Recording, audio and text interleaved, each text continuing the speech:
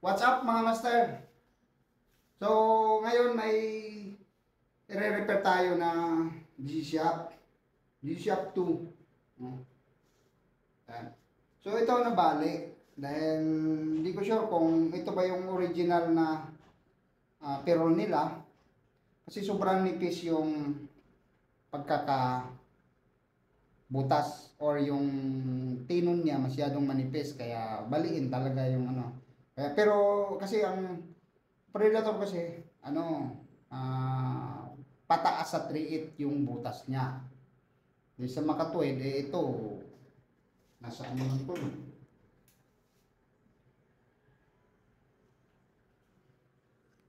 Okay? Halos, ano lang, 516. O 516, hindi ko sure kung niliitan. Kaya yun, mabilis talaga mabali. Sobrang nipis yung, ano na yun, yung tinon ng nangyayari. So, kinaltasan siguro nung nagpapalit ng ferrol. Okay. So, pero hindi ko sure ha, kasi baka mamaya sabihin ng may-ari na hindi pa niya napapalitan. So, baka nga ganito talaga ang style ng G-Shock 2. Kasi lang ko yung G-Shock dapat maiksi yun eh. Ito humaba. So, okay, ngayon magkakabit tayo ng tinon para maibalik natin tong kanyang roll. Tsaka ito, tingnan nyo kung paano ako magkakabit ng tinon. Kasi yung iba kasi, ang ginawa nila, sinususukan nila ng solid na kahoy. So, papunta rito. So, yan, hindi magandang sistema. Gawa ng parang nagiging one piece or hindi maganda yung performance. So, parang bingi na or ampaw na yung shop mo na Predator. So, ngayon, okay, let's go. So, ngayon mga master, gagawa tayo ng pang-tinon para dito sa pinakita ko sa inyo na G-Shock. Para maibalik natin yung dating performance.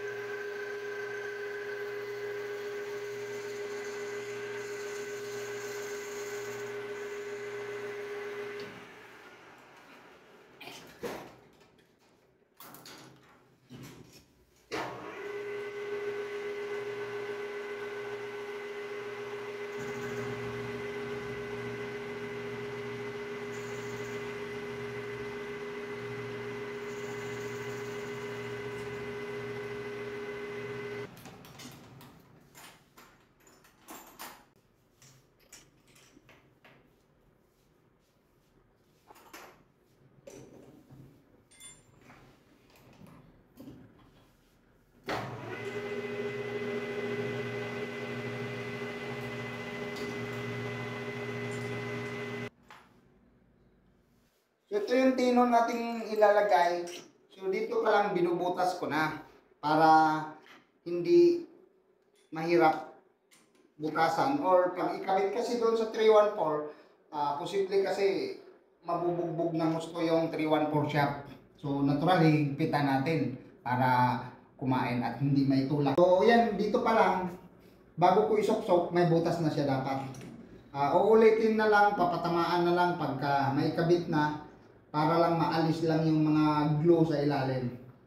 At saka i-sure niyo yung paglalagay na maayos pagkadikit kasi kung mayroong pandikit doon na sobra at mabuo sa ilalim, ang mangyari ay tumutunog. Kasi humihiwala yung pandikit, hindi kumakapit. So tumutunog doon pagka tinutumbok mo, parang feeling mo yung may basag gawa ng posible sa glue na hindi na umapit or sobra siya. So nahiwalay. So nagkakaroon siya ng tunog.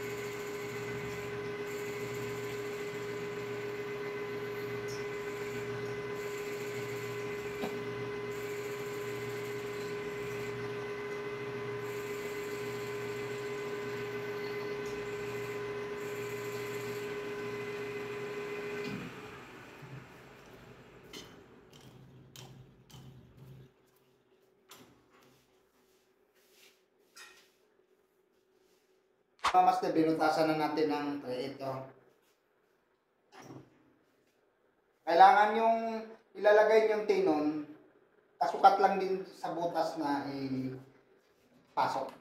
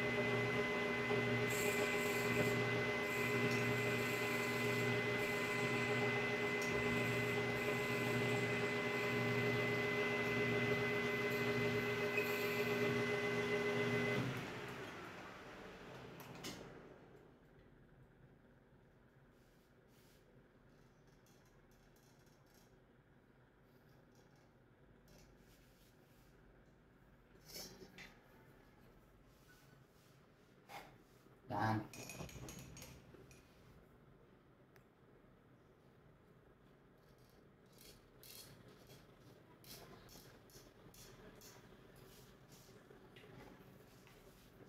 Kailangan na lang lagyan ng pandikit.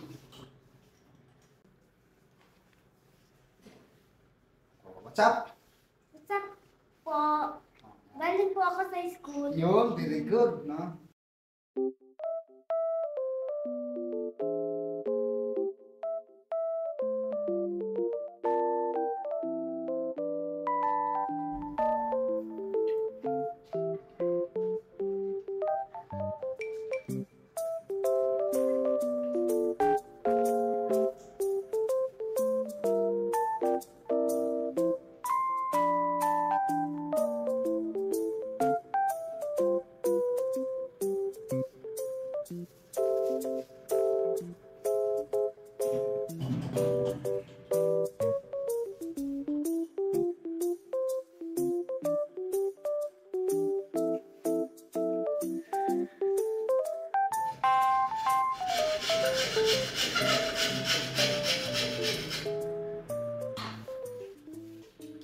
Okay, so yan, no? May butas na siya. Kasi tinagos ko nga, yun ang purpose ko doon kaya binutasan natin. So, mamaya, papatamaan pa rin natin ang butas yan para malinis lang yung ilalim. Para matuloy-tuloy doon sa dati niyang butas. Saka natin lalagyan ng perol. So try natin butasan para pagka sa tingin ko ay pwede pa ikabit. So ibalik natin kasi maganda naman yung pagkakano ng perol, hindi man siya nabasag or hindi naman siya nagsalubsob or patulis. So bubutasan natin para maibalik din natin doon sa pinanggalingan niya. Adjust nga lang natin yung butas. So noong una parang nasa 5/16. So ngayon gagawin nating 3/8 na.